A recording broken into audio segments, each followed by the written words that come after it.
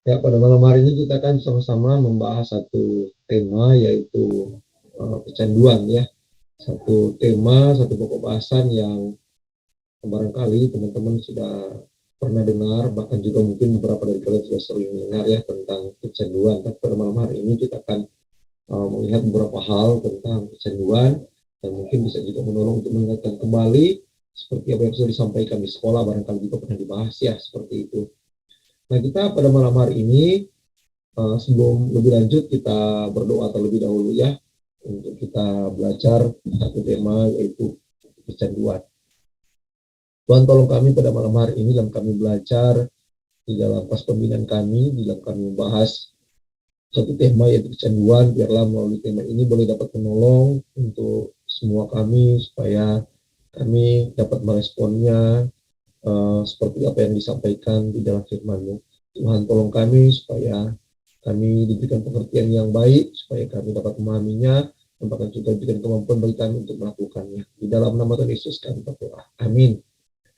Ya, pada malam hari ini seperti saya katakan tadi, kita akan membahas tentang kecanduan, dan pada malam hari ini ada beberapa agenda atau pokok pembahasan yang akan kita bicarakan. Nah, yang pertama kita akan melihat sebetulnya apa sih definisi candu atau kecanduan gitu ya. Melihat apa itu canduan atau arti atau makna daripada candu. Lalu kemudian kita akan melihat macam-macam kecanduan pada anak ya. Kenapa saya lebih memilih kepada anak? Karena konteks kita akan membahas tentang remaja ya, sekolah minggu dan remaja.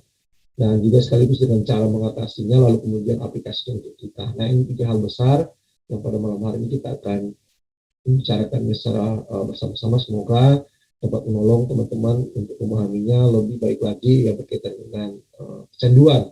Begitu. Oke, kita akan mulai pembahasan pertama, apa itu candu. Nah, kalau kita melihat di dalam ensiklopedia Alkitab, buku ensiklopedi setiap hari ya, dalam buku ensiklopedia Kekristenan setiap hari, The Complete Book of Everyday Christianity, buku setiap hari kekristenan ya, di dalam buku ensiklopedia tersebut, maka candu itu diartikan seperti demikian. Katanya dan begini, sebelumnya istilah kecanduan hanya dipakai untuk penggunaan zat psikoaktif tertentu, nah khususnya alkohol. Nah, maka dari itu, kalau misalnya ada seseorang yang sangat sulit terlepas dari alkohol, maka digolongkan dia sudah kecanduan alkohol. Lalu kemudian kokain, narkotika, dan obat-obat lain yang mengubah suasana hati secara kompulsif dan tak berkendali. Nah, itu pengertian awal daripada candu atau kecanduan. Jadi sebelumnya mereka hanya memahami atau hanya dikelompokkan itu berkaitan dengan hal-hal di atas tadi, atau hal yang di layar ini yang saya sebutkan. Yang pertama alkohol, lalu kemudian kokain, lalu kemudian narkotika, dan obat-obat terlarang lainnya ya, yang bisa mengubah suasana hati, katanya seperti itu. Nah, tetapi di dalam perkembangannya, di dalam buku Complete Book of Everyday Christianity ini, maka diberikan sebuah pengertian yang lebih lagi ya, lebih luas lagi. Nah, artinya adalah kalau misalnya disebut candu,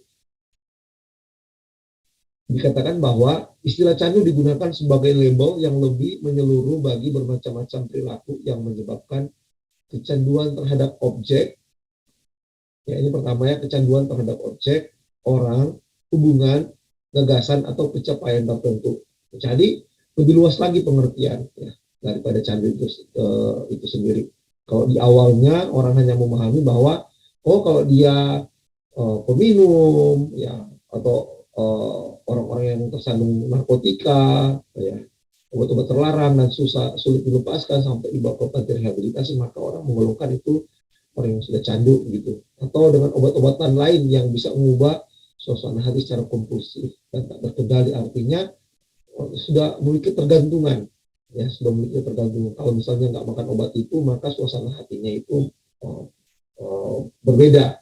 Jadi dia selalu konsumsi obat tersebut. Nah, itu sudah candu. Nah, tetapi di dalam perkembangan waktu, di dalam buku ini dia mengatakan bahwa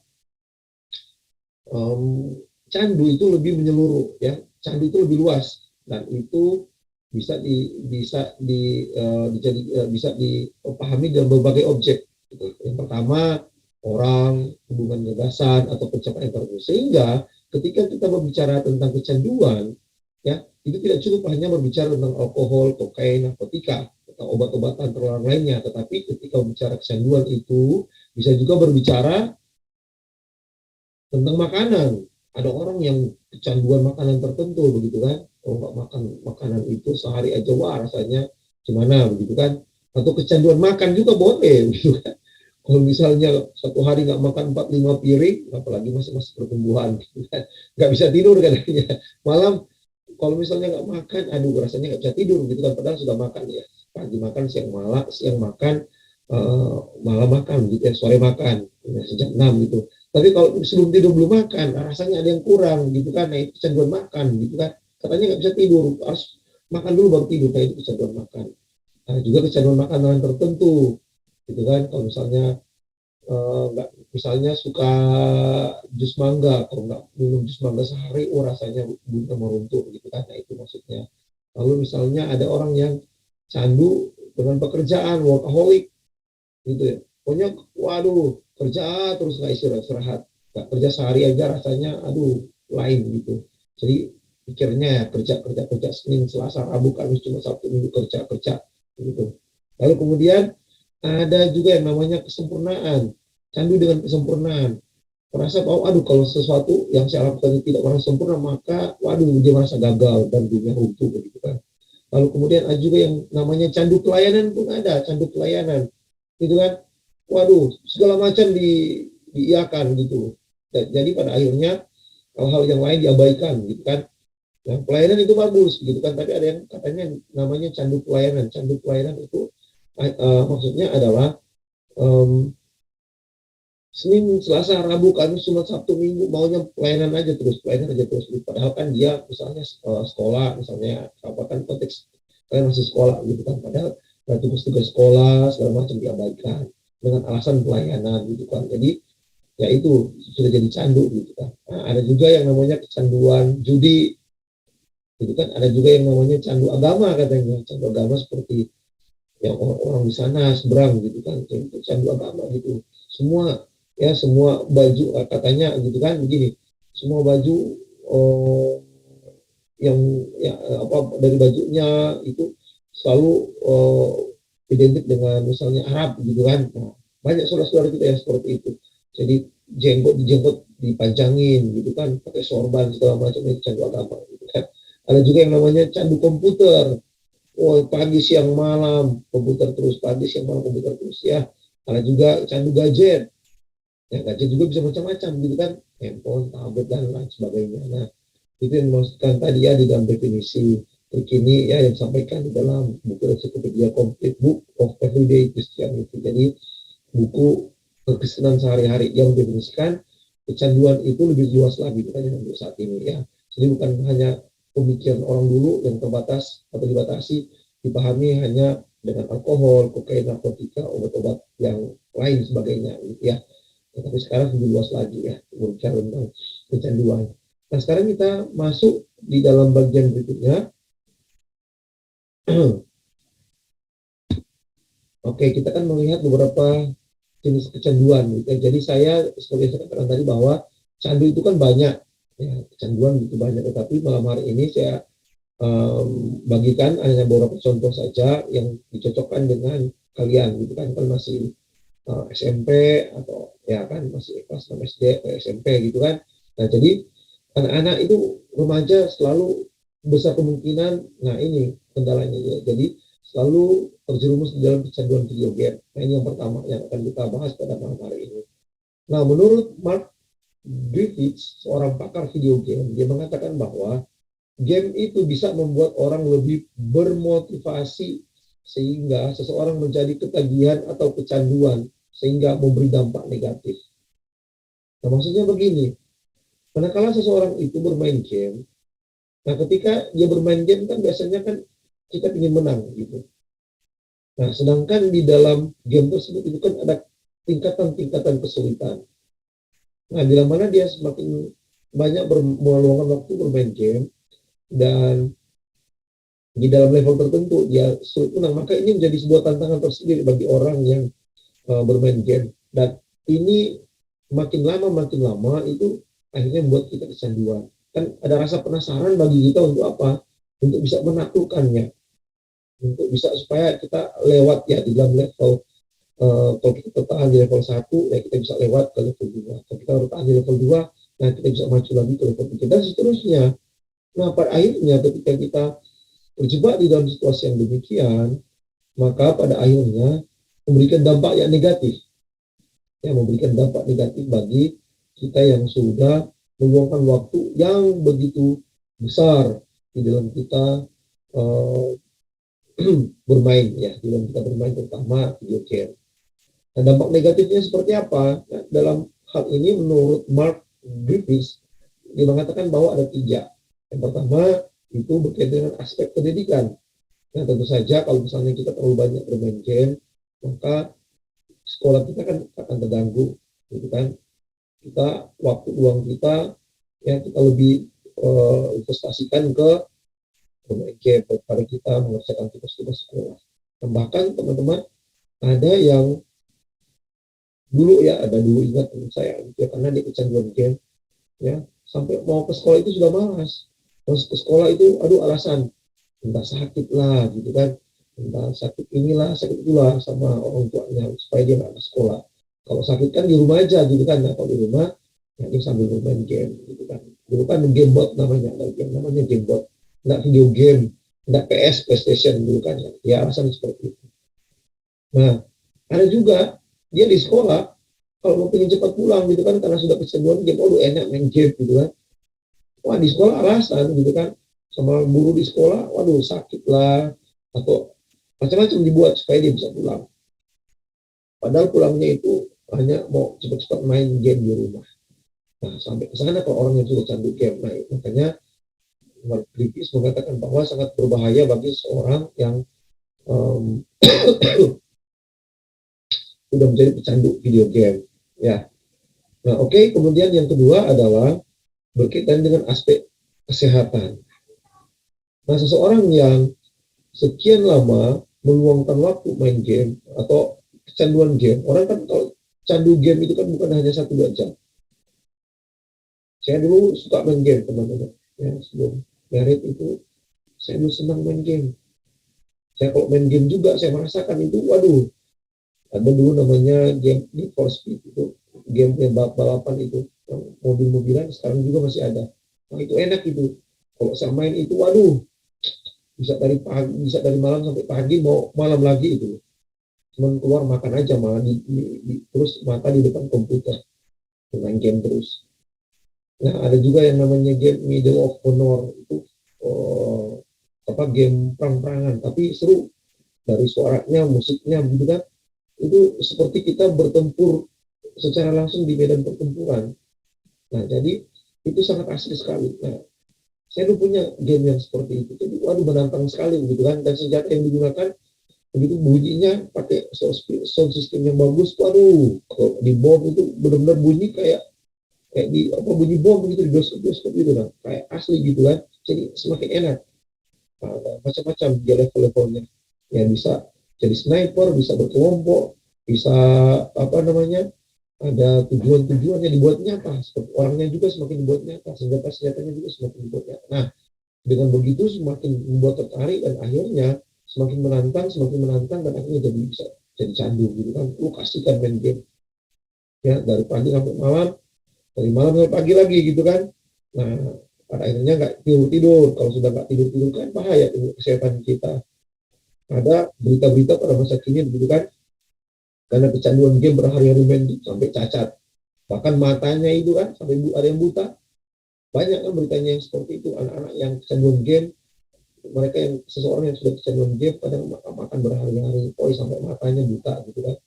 Ada juga yang mengalami cacat yang lain, jadi kaku, jadi badan-badannya jadi stroke karena terlalu banyak menginvestasikan waktunya di dalam bermain game. Dan juga bisa mengakibatkan penyakit-penyakit tertentu lainnya. Kalau udah kecanduan game gitu kan, pagi siang malam main game terus beberapa hari gitu kan, otomatis kurang istirahat, terus makan juga mungkin kurang gitu kan, minum air kurang, nah itu bisa sakit mah, bisa pingsan juga, kehabisan tenaga energi karena terus mata di layar laptop atau komputer di screen untuk main game terus. Nah, seperti itu. Nah, dampak negatif lainnya juga adalah ada disebut sebagai aspek psikologis. Nah, ketika seseorang yang sudah candu di dalam bermain game, nah maka biasanya menurut Mark Davis itu bisa ada dua kemungkinan. Nah, yang pertama adalah teman-teman itu seseorang itu bisa berperilaku pasif. Artinya adalah antisosial. Kenapa? Karena terlalu banyak berjam-jam, berhari-hari mungkin juga ya, yang mengurung diri hanya main game. Jadi hanya berteman dengan screen komputer atau screen laptop atau tablet gitu kan, atau handphone, game di handphone begitu kan. Dan pada akhirnya dia kurang bersosialisasi. Nah, sehingga dikatakan antisosial. Jadi mengurung diri aja jadi pasif begitu. Jadi ya istilahnya ya sulit bergaul lah pada akhirnya. Karena dia merasa bahwa dunianya ya itu di gadget, ya di komputer, di laptop, di tablet gitu kan. Penting ada game, aman aja, saya nggak perlu berteman dengan orang lain. Seperti itu. Atau juga berperilaku juga yang lain, ya, yaitu berperilaku aktif, reaktif jadinya kan, atau kasar, ya sadis gitu kan, ngawur, atau sampai parahnya gitu loh, bisa memiliki naluri untuk membunuh. Kenapa? Karena terpengaruh dengan gamenya itu. Nah, maka dari itu ini sangat bahaya sekali ya seseorang ketika kecanduan game, gitu ya, game karena bisa berakibat fatal gitu kan, sampai punya naluri untuk menghabisi nyawa orang lain. Temennya sendiri padahal kan, karena mungkin terlalu candu, akan ada game yang apa namanya yang karate gitu kan. Nah, dipraktekkan lah itu ke temennya gitu kan, wah, pupuk segala macam itu kan, tanpa disadari. Karena setiap hari main game itu kan akhirnya terekam itu gaya-gayanya, cara mukulnya gitu kan. Yang ketika ada temannya datang dipraktekkan ke temannya itu, wah segala macam dihabisi. Nah itu ngawur, sadis gitu kan. Bahkan bersikap yang ngawur, artinya ngawur itu artinya ya nggak nyambung gitu kan, karena terlalu banyak bermain game atau sebuah kecanduan game. Jadi dia punya imajinasi, pikirannya itu selalu tertuju dikaitkan dengan game apa yang dia mainkan. Nah, seperti itu. Sehingga akhirnya dia memiliki perilaku yang aktif dalam arti aktif yang tidak baik ya, yang negatif, yang tidak normal. Nah, seperti itu. Nah, ini dampak negatif bila mana seseorang, teman-teman ya, itu bisa terjebak atau terikat di dalam kecanduan video game. Ini yang pertama yang bisa kita lihat pada malam hari ini ya, di dalam pembinaan kita tentang kecanduan video game. Atau mungkin ada teman-teman yang lain mau tambahkan, boleh sebelum saya lanjut. Sampai di sini ngerti?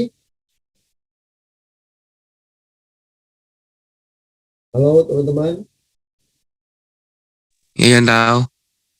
Sampai di sini gimana? Paham? Bisa dipahami contoh. Bisa ya? Nah, kalau misalnya paham ya saya lanjut gitu kan. Ada yang mau bertanya? Aman aja.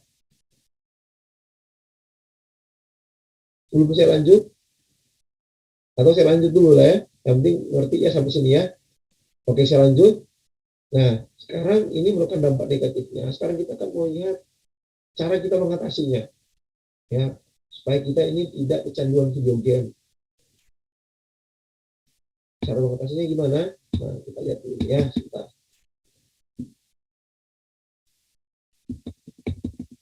Oh, screen saya kok nggak jalan. Oh, tidak.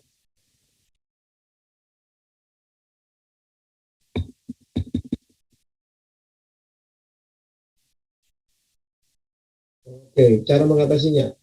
Nah, sekarang kita akan melihat cara mengatasi kita supaya kita tidak terjebak di dalam kecanduan video game atau bermain game ya. Yang pertama adalah kita perlu mengatur waktu main. Ya, kita perlu mengatur waktu main. Bukan berarti kita sama sekali tidak bisa bermain game ya. Kita bisa main game, tapi kita perlu mengatur waktunya. Kapan mainnya, terus kita berapa lama mainnya, dan kapan kita harus berhenti. Nah, dan ini kita harus komitmen begitu. Ya, jadi tidak dilarang sama sekali kita tidak bermain game. Boleh main game, tapi ada batasnya. Ya, kita harus bisa memanage waktu kita supaya kita bisa mengatur mainnya. Ya. Lalu kapan mainnya, lalu berapa lama kita main, dan harus berhenti. Nah, kita harus tetapkan schedule-nya. Dan setelah kita tetapkan schedule-nya begitu, ya, kita harus konsisten. Kalau sudah waktunya berhenti, ya berhenti, gitu kan. Jangan ditunda-tunda. Kalau ditunda-tunda, gawat, gitu kan. Lama-lama ya, itu kita bisa terjebak dalam kecanduan game. Akhirnya ya, kita tugas-tugas yang lain kita abaikan. Begitu. Makanya, supaya kita bisa mengatasi, kita tidak terjebak di dalam kecanduan game, maka kita perlu mengatur waktu main.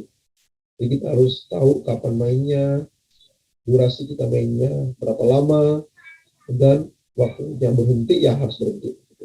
Nah, ini yang pertama, kita harus membuat schedule-nya, dan juga kita harus konsisten dengan waktu kita main, dan kita waktu berhenti, dan berapa lama kita berhenti.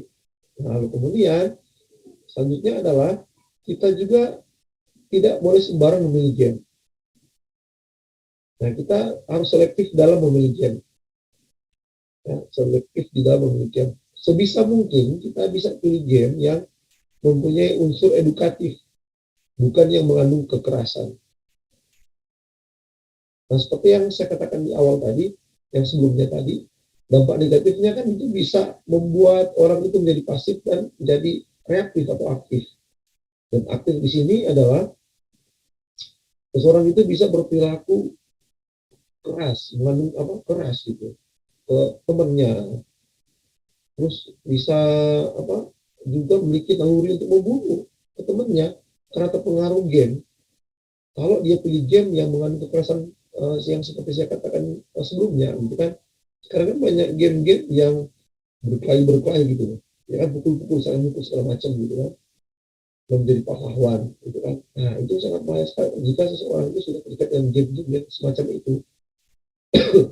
Nanti kalau misalnya dia berteman, ada yang dia nggak suka, begitu kan, refleks aja kalau sudah terjadi candu, dia praktekkan, karena sudah terekam di otaknya, gitu kan. Dipukul temannya seperti yang dia di game atau yang dia mainkan di game. Kalau dimainkan, dia yang perankan, kita yang perankan lewat alat, gitu kan, lewat alat dan jari-jari kita yang bekerja, gitu kan. Tetapi kan semua kan terekam di dalam alam pikiran kita. Bagaimana cara mukulnya, gitu kan, bagaimana nendangnya, bagaimana kita menghabisinya, gitu kan, lawan kita. Nah, seperti itu.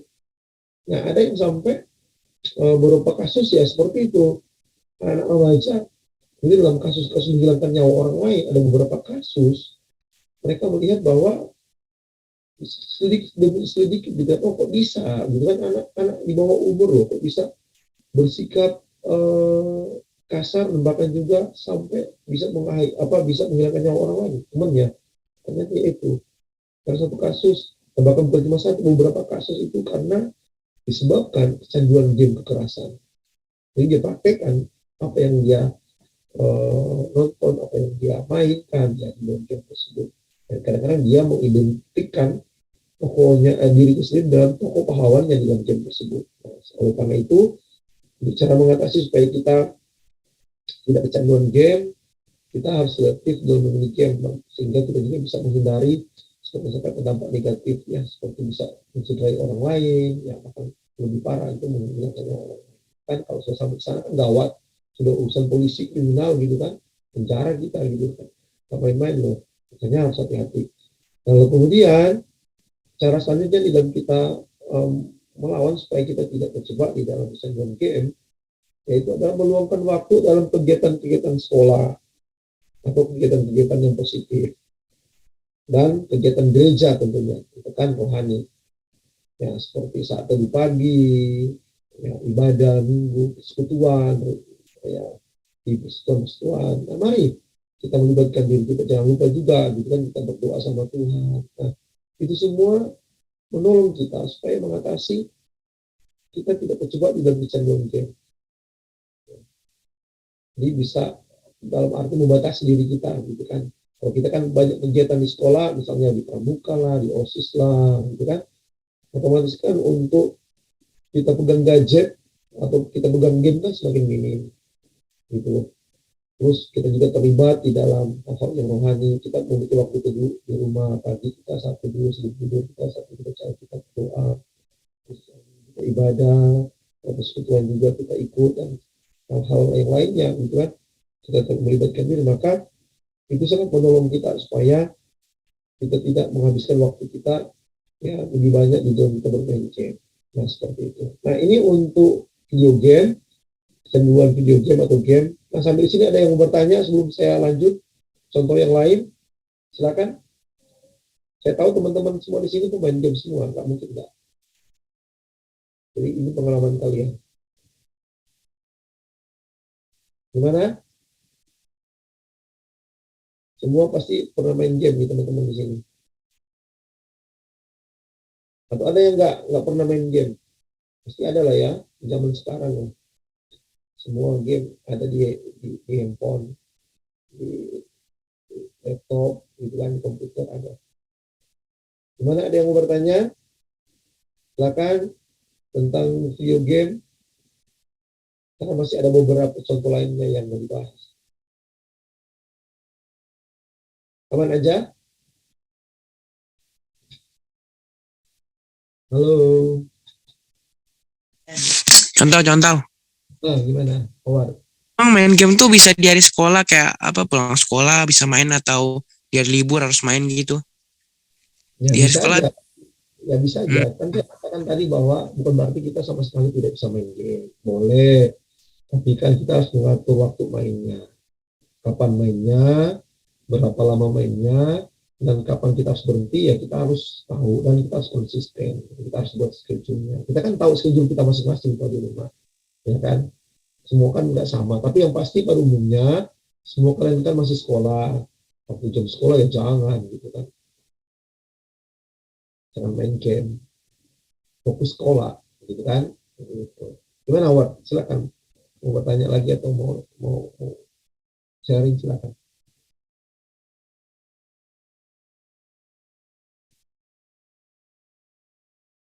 Ayo Awad, silakan.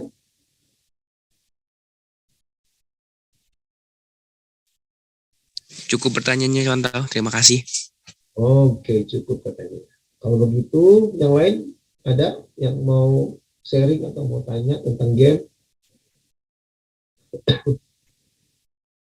Jangan tanya game yang bagus sekarang apa ya, saya sudah nggak tahu. Saya nggak main game lagi.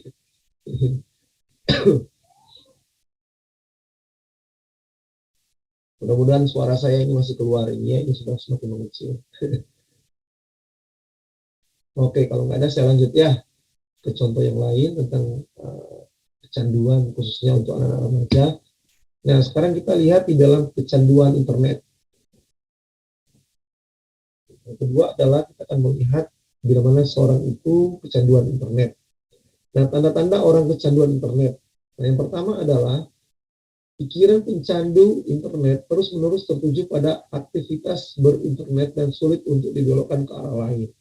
Nah, artinya bagi orang yang sudah candu dengan internet, artinya pikiran dia, terus passion dia, segala sesuatu yang dia pikirkan itu selalu berkaitan dengan internet dan susah untuk dialihkan.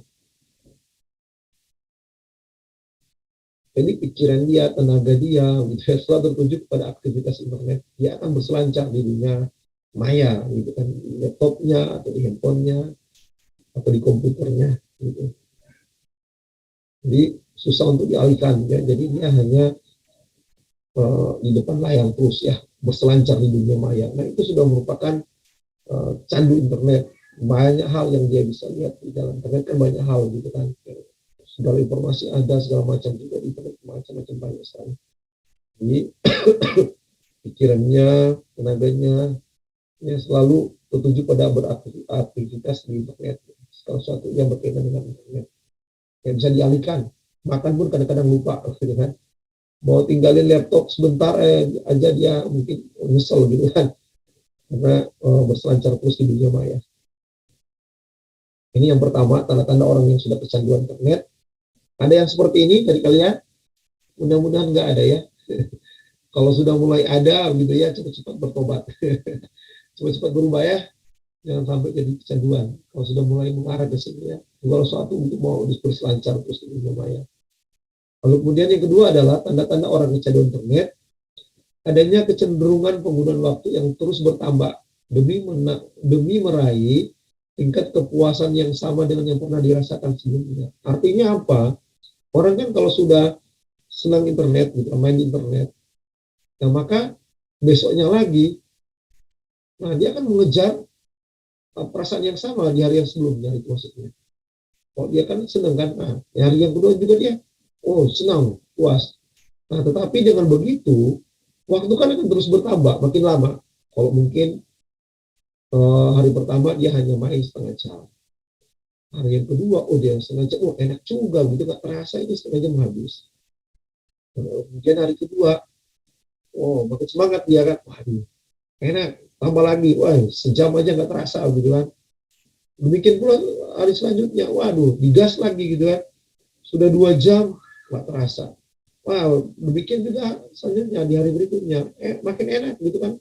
Wah udah mau 5-6 jam dia berinternet nggak terasa, enak aja gitu kan. Nah semakin hari semakin terus begitu, nah itu sudah candu sudah. Dan pada akhirnya kalau sudah begitu kan, nah ini masuk ke tanda-tanda yang ketiga. Akhirnya dia gagal terus untuk mengontrol atau menghentikan penggunaan internet. Artinya dia sudah tidak bisa terlepas dengan penggunaannya internet gitu. Lalu matanya mau makan pun lihat handphone segala macam, internet terus selancar di mana terus ada aja yang dilihat-lihatnya gitu kan. Lalu kemudian yang keempat adalah pada akhirnya dia kecenderungan tetap online melebihi waktu yang ditargetkan. Artinya bisa jadi nggak tidur aja, tetap online terus selancar di dunia maya. Ya kalian nggak boleh ya, apalagi masih sekolah, meluangkan waktu yang begitu banyak di dunia maya itu. Kecuali kalau memang tugas sekolah gitu kan, harus lihat internet ya no problem. Karena sekarang kan juga sekolah menggunakan fasilitas internet. Tugas-tugasnya nggak bisa juga sekarang hanya dilihat di buku, dikerjakan atau dijelaskan dalam buku, itu kita harus juga melihat di internet, itu ada jawaban-jawabannya yang juga sangat menolong kita gitu. Apa-apa, tapi kalau hanya sekedar berselancar gitu kan, mau senang-senang di internet sampai berjam-jam, waduh, itu bahaya ya. Nah, lalu kemudian tanda-tanda selanjutnya adalah penggunaan internet menyebabkan pengguna membohongi keluarga dan orang lain demi berinternet.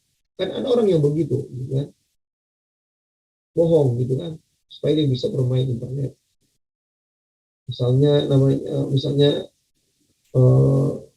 ini ya, kitanya sama mungkin mamanya gitu kan, lagi ngapain di kamar, oh, lagi kerjain tugas, padahal lagi bermain internet gitu kan, dengan komputer atau di tablet atau dengan sarana yang lainnya gitu kan, atau dengan orang lain gitu kan, mungkin dengan teman mau tugas atau mau pelatihan pelayanan, ayo ini latihan pelayanan, atau mau diajak pelayanan, nggak bisa, saya sibuk. Ya betul sibuk sih, tapi sibuk berinternet gitu kan, sibuk berinternet. Jadi dia lebih menggunakan internet, berinternet di dunia maya daripada untuk pelayanan, untuk atau latihan pelayanan, gitu, seperti itu. Jadi membohongi teman, bisa juga membohongi keluarga, entah mungkin mama, papa atau teman, gitu kan, seperti itu. Nah, tanda selanjutnya adalah penggunaan internet itu telah membawa risiko hilangnya relasi yang berarti. Kalau orang sudah bekerja, gitu kan, bekerja karena menginvestasikan meluangkan waktu yang begitu banyak di dalam internet. Karena dia sudah saking asiknya, akhirnya kan pekerjaannya ya terbengkalai gitu kan, capek gitu kan, malas kerja besoknya gitu kan. Atau studi bagi yang sekolah gitu kan, kalian sekolah kalau sudah meluangkan waktu yang banyak di internet sampai malam hari gitu kan, pasti besok kan capek, tidur hanya 2 jam gitu kan, pasti besok udah malas, bilang sakit, ya tidur aja masuk sekolah gitu kan, padahal hanya main internet. Lalu juga ini bilang kesempatan, banyak kesempatan ya, karena gara-gara kita bermain internet, banyak kesempatan yang bisa hilang di dalam diri kita. Kesempatan apa? Kesempatan belajar, kesempatan untuk pelayanan, kesempatan untuk melakukan hal-hal yang baik gitu kan, yang positif tentunya. Kita meluangkan waktu yang banyak untuk berselancar di dunia maya. Nah, ciri-ciri orang yang kecanduan internet akhirnya adalah internet digunakan untuk melarikan diri dari masalah. Jadi kan ada orang, aduh kalau misalnya punya masalah, punya beban, daripada saya stres gitu kan. Nah, akhirnya dia ya berselancar di dunia maya gitu kan. Segala macam gitu kan. Di dunia maya, apa aja bisa dicari sana untuk menghilangkan rasa stresnya. Gitu, atau melarikan diri dari masalah seperti itu. Tapi tanpa dia sadari bahwa itu hanya sementara, tidak menyelesaikan masalah. Mungkin sementara waktu ketika dia main internet, masalahnya dia lupa, gitu kan.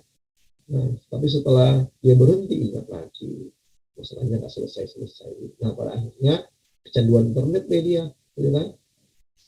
Meluangkan waktu yang banyak sampai dia istilahnya terikat dengan internet, susah lepas dari internet. Gitu. Nah, ini bukan tanda-tanda daripada orang yang kecanduan internet, mungkin bisa ditambahkan lagi kalau teman-teman yang tahu gitu kan ciri-cirinya, nggak apa-apa, ini hanya umumnya aja.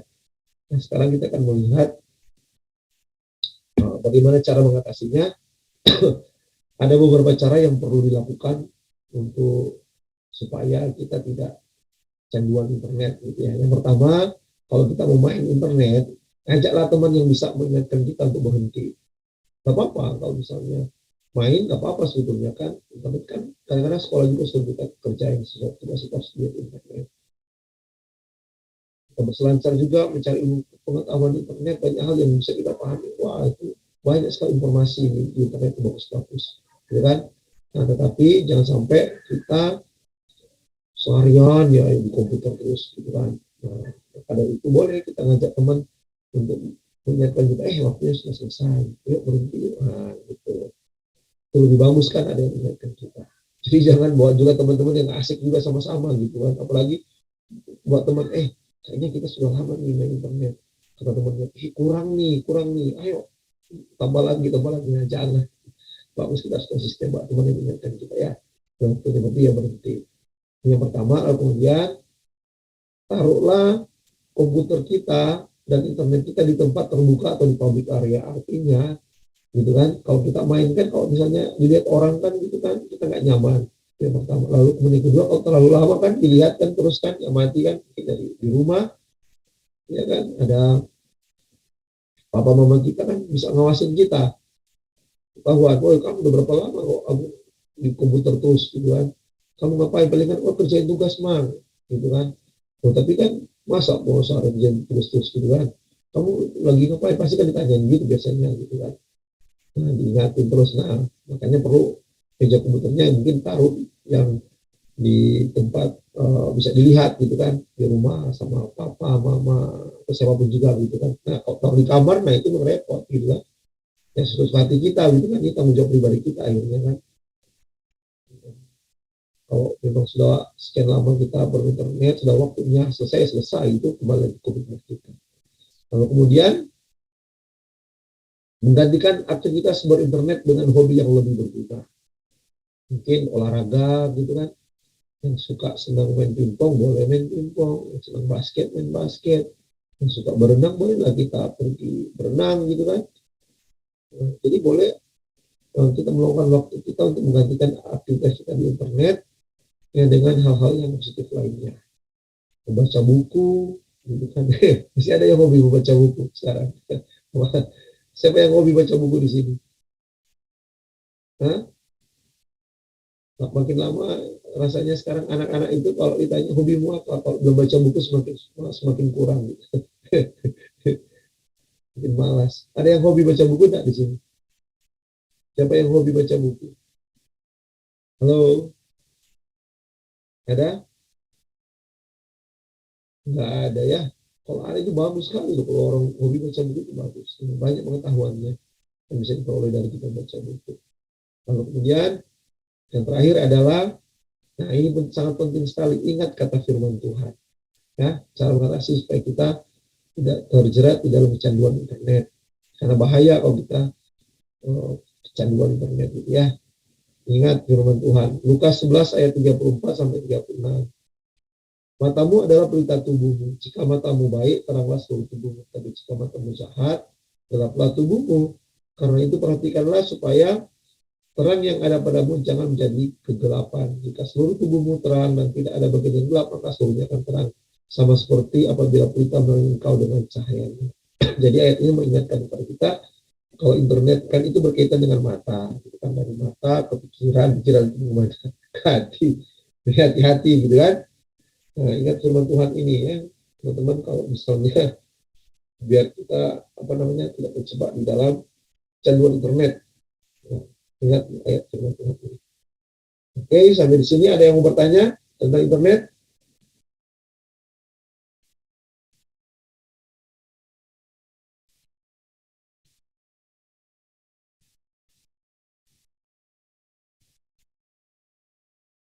Ada yang mau tanya?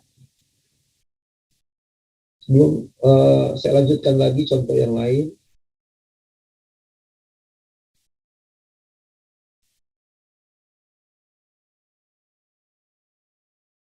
Cukup? Gimana? Cukup? Oke, kayaknya cukup ya. Mau respon ini. Ya, kita pindah ke contoh yang lain lagi. Sekarang kita melihat satu hal yang sangat penting juga di dalam kecanduan, ya, tentang kecanduan, yaitu kecanduan pornografi. Ya, kecanduan pornografi. Kalau yang pertama tadi saya kasih contoh, itu berkaitan dengan apa namanya, ya sebelumnya kecanduan internet, terus yang sebelumnya kecanduan video game, ya ini juga sangat kental dengan dunia remaja, sekolah minggu anak-anak, internet juga, lalu kemudian juga dengan pornografi. Nah, sama ini, ketiga hal ini ya yang paling umum yang ada di dalam lingkungan remaja. Nah, maka pada malam ini kita akan melihat akan bagian ini. Nah, bagaimana kita melihat seorang itu kecanduan pornografi? Nah, itu ada beberapa ciri-ciri, teman-teman. Nah, yang pertama adalah itu otomatis orang itu kan menjadi budak pornografi. Artinya terikat, gitu kan, terikat dengan pornografi. Pikirannya selalu pornografi, porno gitu. Ingat selalu porno. Kesempatannya dia bisa buka apalagi sekarang kan handphone, gadget semua kan gampang gitu kan. Komputer, internet semua ada semua. Nah, ini sangat bahaya sekali. Ya, ini sangat bahaya sekali. Nah, jadi bisa memberikan dampak yang sangat tidak baik ya. Jadi, nah ini ciri seorang yang kecanduan pornografi gitu ya. Jadi di dalam hidupnya selalu terikat dengan pornografi. Jadi pada akhirnya nggak efektif gitu kan. Apa studinya terganggu segala macamnya karena dia nggak konsen karena pikirannya selalu di benaknya itu selalu berbau pornografi. Jadi katanya orang yang terikat pornografi itu membuat kita bodoh. Gitu. Seseorang itu tidak bisa berpikir dengan baik. Itu dibutakan dengan pornografi. Makanya ya ini sangat bahaya ya jika seorang dengan pornografi. Lalu kemudian ciri yang kedua adalah kecanduan membuat kita seakan-akan sanggup meneruskan hidup padahal melemahkan. Orang yang kecanduan pornografi itu merasa seolah ia masih bisa meneruskan hidup ini dengan kecanduan pornografi gitu, dengan tidak meninggalkan tulisan buruknya itu. Ya menganggap nggak apa-apa kok dia itu masa muda itu nggak apa-apa kok gitu kan, masih bisa saya ke sekolah gitu kan, masih bisa beraktivitas yang lain. Padahal gitu kalau dia terus menerus seperti itu maka justru itu menghancurkan hidupnya, bukan hanya sekedar melupakan tetapi menghancurkan masa depannya. Kenapa? Karena seorang yang sudah kecanduan pornografi tidak lagi bisa konsentrasi dengan studinya, di jam sekolahnya, pelajarannya itu nggak bisa lagi karena pikirannya itu sudah dirusak oleh pornografi. Sulit belajar, pasti nilainya jelek-jelek gitu. Besar kemungkinan nilainya jelek-jelek dan pengalaman pada umumnya. Yang banyak kasus ketika seseorang di sekolah, apalagi anak remaja gitu kan, sebetulnya kalau mau lihat, wah ini anaknya pintar gitu. Tapi kenapa kok nilainya jelek gitu? Nah, disidik-sidik, bawa ke biro konseling gitu kan. Nah, ditanya-tanya, dikasih bimbingan, kalau nilainya jelek-jelek, nah, buka. Nah, salah satunya adalah kecanduan pornografi. Gitu. Nah, itu bahaya karena orang yang suka melihat hal-hal yang nggak benar, yang nggak benar gitu kan, Nah itu merusak pikiran sehingga tidak bisa berkonsentrasi untuk belajar. Semua dipecahkan gitu, dengan pornografi tersebut. Jadi sangat bahaya orang yang kecanduan pornografi. Lalu kemudian adalah kecanduan membuat kita terobsesi dengan pornografi sehingga setiap hari kita hanya menantikan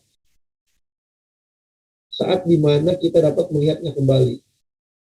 Dan orang yang sudah kecanduan pornografi yaitu selalu dia karena sudah nggak di dalam, apalagi anak sekolah gitu kan, nggak konsentrasi belajar, jadi pikirannya selalu diarahkan untuk selalu menonton atau melihat hal yang pornografi.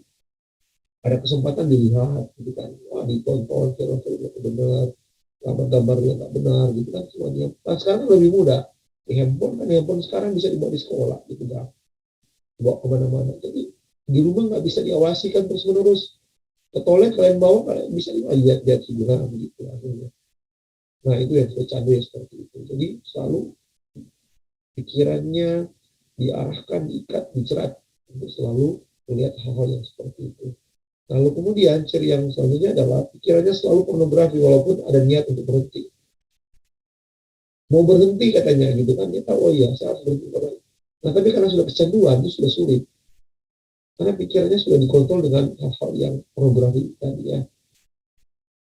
Sudah dikuasai dengan hal yang pornografi. Jadi godaannya selalu ada buat dia, apalagi sekarang kan lebih dipermudah dengan handphone, dengan gadget-gadget yang lain.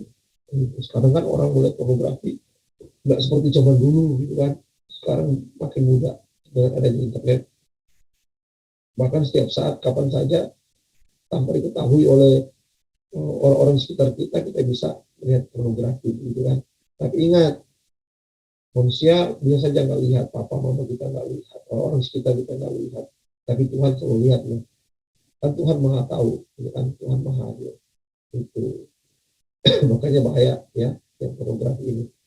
Nah, kita akan lihat selanjutnya bagaimana cara mengatasinya.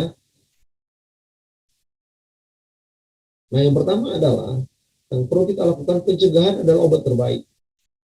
Jadi kita perlu melakukan tindakan preventif, pencegahan, daripada kita yang sudah terjerumus dulu di dalamnya, waduh, kita mau berhenti itu sudah sangat sulit sekali. Karena seperti yang saya dikatakan tadi sebelumnya, salah satu ciri-ciri orang yang kecanduan pornografi itu, meskipun ada niat untuk berhenti, tetapi sangat sulit bagi dia untuk berhenti, karena pikirannya sudah ditawan, sudah diikat, sudah diseret gitu, oleh pornografi, walaupun ada niat untuk berhenti. Nah, maka dari itu di dalam cara mengatasinya, kalau boleh jangan, kalau boleh harus, ya harus posisi jangan.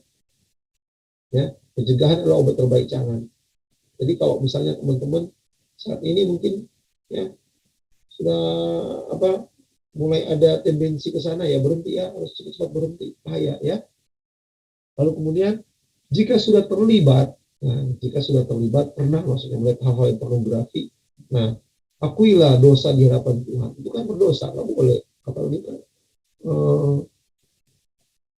sudah candu gitu, lihat aja nggak boleh, apalagi jadi kecanduan gitu kan, nggak boleh ya, karena melanggar kesucian ya, Tuhan melarang kita ya, Tuhan menegur kita gitu kan, dan mengatakan bahwa tubuh kita adalah bait Allah. Terus tadi juga di dalam tentang internet tadi, mata kita adalah pelita tubuh, kata Tuhan. Jika matamu gelap, maka gelaplah tubuhmu. Yang berdosa ya dengan matamu, kata Tuhan, seperti itu kan. Dan jadi ini diingatkan kepada teman-teman, yang pertama ya jangan sampai terjerumus dulu. Pencegahan itu lebih bagus ya, tindakan preventif. Dan jika sudah terlibat atau pernah melihat pornografi, ya akui di hadapan Tuhan, nah, minta ampun sama Tuhan cepat-cepat, jangan sampai terikat dengan pornografi. Lalu kemudian selanjutnya adalah bangunlah sebuah relasi pertanggungjawaban dengan mentor. Artinya supaya kita ini lebih terjaga ya dengan hal-hal pornografi, kita misalnya pemimpin rohani kita ya di remaja atau di sekolah, boleh ya, supaya ada mentor ya, kita boleh bangun relasi dengan mentor kita, dengan pemimpin rohani kita, menolong kita gitu kan, supaya kita terlibat dengan kecanduan pornografi gitu. Lalu kemudian langkah selanjutnya adalah hilangkan akses internet di dalam rumah. Nah ini sulit Tapi kalau betul-betul mau terhindar ya ini bisa. Kalau jangan sampai kita eh, kalau godaan itu sudah sulit dibendungkan ya mendingan akses internetnya dihilangkan, gitu kan. Supaya kita tidak melihat pornografi gitu kan di uh, internet. Ya, lalu kemudian cara mengatasi selanjutnya adalah janganlah berhenti membaca firman Tuhan. Ini sangat penting sekali teman-teman ya. Jangan berhenti membaca firman Tuhan dan berrelasi dengan Tuhan. Itu bukan border ya, batasan yang kuat bagi kita supaya kita tidak terjerat di dalam pornografi. Lalu kemudian bacalah buku rohani yang bermutu, yang meluangkan waktu bagi kita untuk baca buku-buku rohani. Lalu kemudian yang terakhir ada kembangkanlah hobi yang positif. Jadi meluangkan waktu bagi kita untuk melakukan hal-hal yang positif lainnya ya selain baca buku rohani, mau relasi yang baik dengan Tuhan sebelumnya. Mungkin suka olahraga ya olahraga gitu kan. Suka renang, olahraga renang ya renang. Terus on cayo kan juga ada di gereja kita, itu boleh. On cayo sering ikut on cayo dulu di remaja. Nah, ikutlah, gak apa-apa gitu kan. Luangkan waktu bagi kita dengan hobi yang positif. Ya, daripada kita nanti malah dapat godaan gitu kan di rumah sendiri gitu, ada handphone di rumah, ada internet, aduh. Pas muncul, kadang-kadang kan itu memang muncul sendiri gambar-gambar seperti itu kan. Atau film-film yang seperti itu bisa muncul sendiri di layar, di browsing internet gitu kan. Kita browsing apa, dia keluar semua gitu, seperti itu. Kalau lihat seperti itu kan, waduh ini dosa gitu kan. Nah harus cepat-cepat dihilangkan. Jangan bilang, wah ini kan berkat, nggak sengaja gitu kan. Nggak boleh ya. Jadi kita perlu mengembangkan, meluangkan waktu kita dengan hal-hal yang positif lainnya. Lebih baik kita olahraga atau kegiatan-kegiatan yang lainnya seperti itu. Kalau di rumah, kalau perempuan kan bisa masak sama mama bantu di rumah gitu kan. Kalau bisa masak kan bagus gitu kan, enak. Karena bisa keterampilan yang lain seperti itu. Sehingga waktu kita tidak tersita atau tidak digunakan oleh iblis ya atau setan untuk membuat kita jatuh di dalam dosa. Nah seperti itu. Jadi ini hal yang ketiga di dalam contoh, di dalam kita membahas tentang kecanduan pada malam hari ini. Sebetulnya ada banyak sekali, bisa juga kita bahas tentang kecanduan, tentang narkoba, tapi kan itu mungkin lain waktu aja. Tapi tiga hal ini merupakan tiga hal yang paling sering ada di dalam kehidupan anak remaja. Ya, jadi tentang masalah seperti saya katakan tadi dengan game, ya dengan game, terus kemudian kecanduan juga dengan internet, kecanduan dengan pornografi, seperti itu. Oke, semoga materi ini boleh memberkati teman-teman semua, dan materi ini juga boleh menolong teman-teman semua bila mana ya, dan teman-teman sudah ada yang terjerumus di dalam hal-hal yang seperti saya contohkan, ya mari cepat-cepat malam hari ini sudah solusinya, ya datang sama Tuhan, bertobat gitu ya, jangan sampai berlarut-larut. Oke, ada yang mau bertanya? Silakan.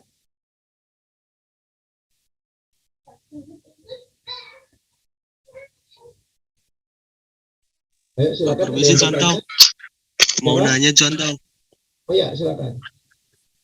Jadi kan tadi itu membahas tentang cara mengatasi kalau diri kita sendiri yang sudah kecanduan contoh.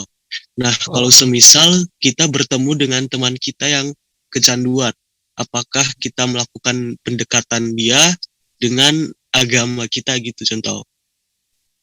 Kecanduan dalam hal apa dulu ini? Ketiga hal, salah satunya lah ya, pokoknya ya, atau gimana? Iya, contoh. Oke. Misalnya contoh tadi ya, kecanduan tentang pornografi begitu loh. Iya, kita kan wajib kasih tahu ke dia. Nah, selain saya kira misalnya teman yang tidak seiman ya, begitu ya maksudnya ya dia. Iya, contoh. Ya, kita perlu sampaikan juga bahwa ke dia di dalam imannya pun juga saya percaya bahwa juga itu melarang juga begitu. Apalagi tentang kecanduan pornografi, saya kira di dalam pengajaran semua agama itu juga melarang, itu nggak baik, apalagi ke anak gitu kan, kalau misalnya sekolah itu pasti nggak baik. Nah nggak apa-apa dikasih tahu juga, dan kalian juga kasih tahu ya nggak apa-apa kasih tahu juga. Kita di ilmu Kristen juga itu melarang melanggar keputusan Tuhan, itu dilarang oleh Tuhan. Seperti itu. Dan perlu juga kasih tahu akibat-akibatnya gitu kan. Orang yang kecanduan pornografi itu, nah, kasih tahu akibatnya, kasih tahu ke teman kita, perlu kasih tahu dia. Gitu. Dan nah ini kunci yang terakhir, karena untuk melepaskan diri dari kecanduan-kecanduan seperti itu bukan hanya sekedar dengan kekuatan kita, ya kan, harus juga dengan kekuatan Tuhan. Seperti kasus pornografi, dikatakan bahwa kalau sudah orang candu dengan pornografi, walaupun ada niatnya untuk berhenti, tapi itu sangat sulit karena dia merusak pikiran kita, terbawa di dalam pikiran kita, gitu kan. Nah, maka dari itu, nah kamu perlu kasih tahu sama teman kamu kan, negatifnya sudah kasih tahu semua. Jangan lupa kamu doakan dia, dan kalau perlu kamu PI dia, percaya sama Tuhan, karena yang bisa mengubah seseorang itu adalah kuasa Tuhan yang bisa merubah itu, apalagi dia sudah cantik. Kita berserah penuh kepada kekuatan Tuhan. Kita PI dia supaya Tuhan beranugerah, nyatakan belas kasihannya pada temanmu ya, atau kepada seseorang yang canduan pornografi seperti itu. Kita perlu kasih tahu mereka. Gimana, Ren? Oke, Cinta. Ya. Cukup atau masih kurang? Cukup, Cinta. Cukup, ya. Mantap, Rian ya. Pertanyaannya ada lagi yang lain? Rian yang di Shalom kan? Iya benar, Cinta. Iya, kemarin ya. Ya, suaraku belum pulih loh. Dari Shalom kemarin suara hilang sekarang. Ya, yang lain gimana? Ada yang mau tanya atau mau sharing?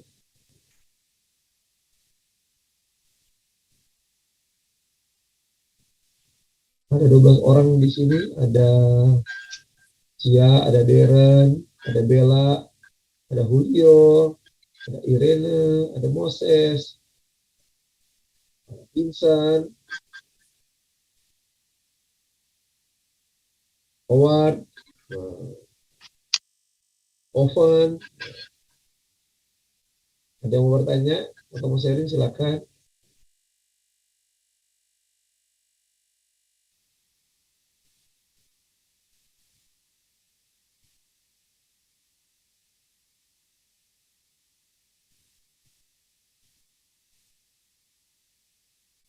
Masih ada? Apakah sudah ngerti atau nggak ngerti? Cukup?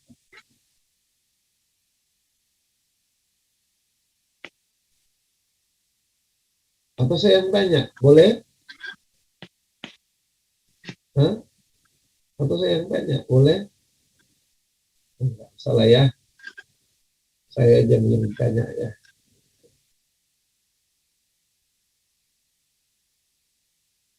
Oke, kalau sudah tidak ada lagi, ya berarti kita, pertemuan kita di dalam kita membahas tentang kecanduan sampai di sini ya. Semoga pemilihan kita pada malam hari ini sekali lagi boleh menolong teman-teman semua ya, supaya kita terlepas dari yang namanya kecanduan. Apapun itu ya, kecanduan itu nggak baik. Ya.